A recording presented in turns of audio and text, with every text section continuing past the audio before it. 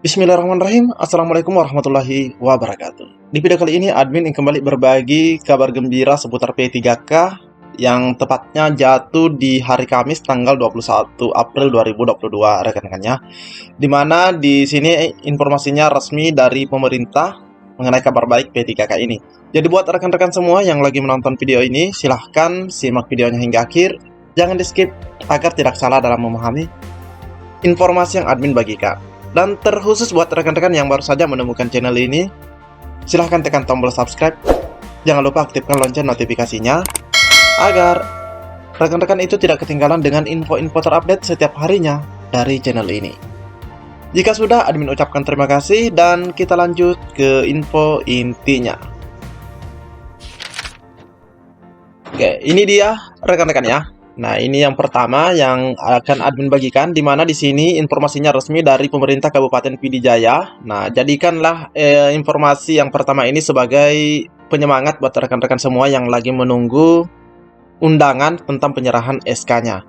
Dan selain daripada itu, rekan-rekan juga harus tahu bagaimana alur tentang pengajuan atau pemberkasan gaji P3K-nya. Jadi kita lihat yang ini dulu rekan-rekan ya. Nah, di mana di sini dikeluarkan itu pada tanggal 18 April 2022 atau tepatnya 16 Ramadan 1443 Hijriah. Nah, di sini ditujukan ada dua di sini. Yang pertama, kepada yang terhormat para CPNS Formasi Umum tahun 2021 di lingkungan pemerintah Kabupaten PD Jaya. Terus yang kedua, para P3K tahun 2021 di lingkungan pemerintah Kabupaten PD Jaya. Masing-masing di tempat. Nah, di sini tidak disebutkan apakah tahap 1 atau tahap 2 rekan-rekan ya. Nah, di sini perihalnya undangan. Oke, kita lanjut.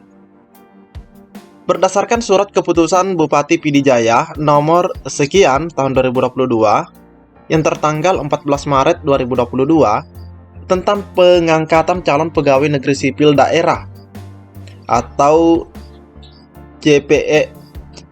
CPNSD ya, CPNSD, calon pegawai negeri sipil daerah Formasi Umum tahun 2021 di lingkungan pemerintah Kabupaten PD Jaya. Dan surat keputusan Bupati PD Jaya nomor sekian tahun 2022 tanggal 14 Maret 2022 tentang pengangkatan calon pegawai pemerintah dengan perjanjian kerja atau CP3K di lingkungan pemerintah Kabupaten PD Jaya. Dengan ini diminta kepada saudara untuk dapat hadir. Nah, ini rekan-rekan ya, hari Kamis tanggal 21 April 2022 atau tepatnya besok. Nah, di sini pukul 8.30 sampai dengan selesai. Jadi dimulainya itu di jam 8 rekan-rekan ya. Nah, adapun tempatnya di Aula Cok Trien, lantai 3 kantor Bupati PD Jaya. Jadi lokasinya itu ada di lantai 3 kantor Bupati PD Jaya. Nah, di sini acaranya adalah penyerahan SK CPNS Formasi Umum tahun 2021 dan P3K tahun 2021 di lingkungan pemerintah Kabupaten PD Jaya. Rekan-rekan ya. Nah, di sini pakaiannya memakai baju putih, celana hitam, peci hitam polos dan sepatu hitam.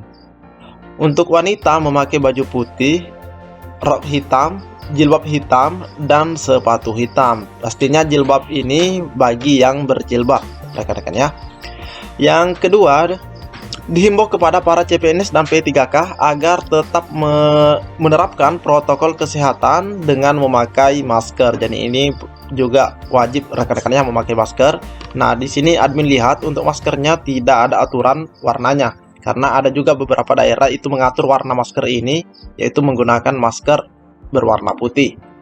Demikian kami sampaikan untuk dilaksanakan. Nah, di sini admin juga tidak melihat apakah peserta harus membawa materai, karena beberapa daerah juga harus membawa materai rekan-rekan ya, minimal 2 yang dibawa.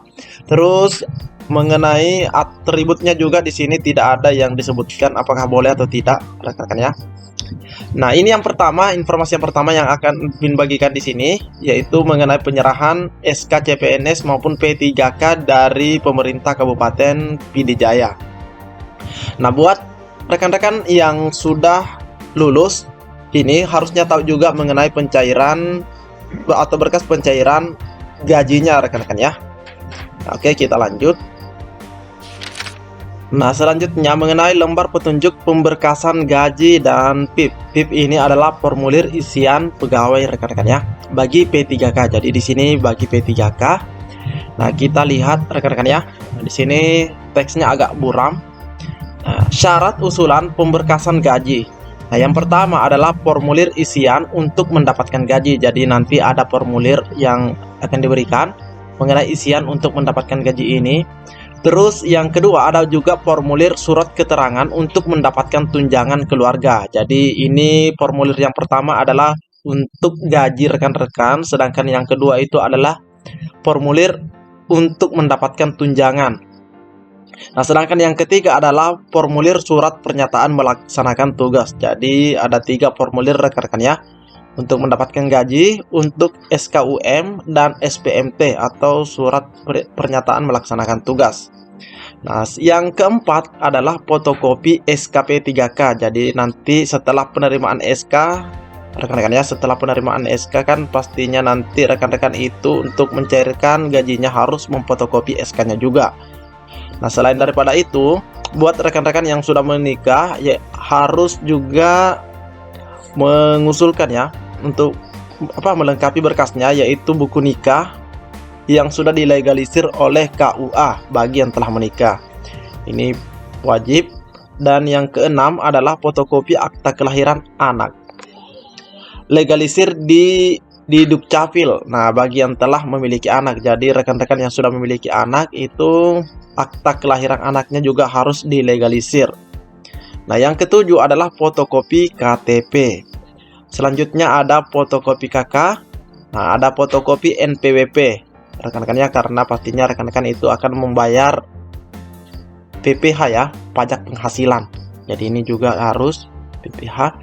Terus yang ke-10 adalah fotokopi buku rekening Bank Jateng. Nah, kebetulan di sini dicontohkan adalah untuk Jawa Tengah. Jadi di sini menggunakan rekening bank daerah setempat, yaitu Jawa Tengah.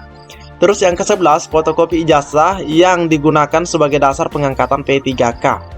Berkas dibuat rangkap 2, masing-masing dimasukkan ke dalam stop map warna merah. Jadi ini juga perlu diperhatikan rekan-rekan ya, apakah di daerah rekan-rekan itu menggunakan juga map yang serupa atau bagaimana. Terus diberi identitas nama, nomor induk P3K, golongan ruang, jabatan, unit kerja, dan nomor HP. Ini sama persis ketika kita melamar misalnya CPNS rekan-rekan ya, di map itu diberikan yang seperti ini. Jadi ini yang di nomor 11 juga perlu diperhatikan, yaitu fotokopi ijazah yang digunakan sebagai dasar pengangkatan P3K. Jadi misalnya rekan-rekan itu S2 begitu kan, pastinya memiliki ijazah ada 2. Jadi kalau misalnya yang digunakan itu S1-nya ya fotokopi saja, yang S1 yang S2-nya tidak perlu, seperti itu rekan-rekan ya. Ya pastinya rekan-rekan sudah paham mengenai hal ini. Dan ini adalah 11 ya, ada 11 syarat usulan pemberkasan gaji rekan-rekan ya. Jadi semoga dipahami. Mungkin cukup sampai di sini informasi yang dapat admin bagikan. Dan bagi rekan-rekan yang lagi menunggu tentang penyerahan SK-nya, admin doakan semoga secepatnya mendapatkan undangan penyerahan SK. Assalamualaikum warahmatullahi wabarakatuh.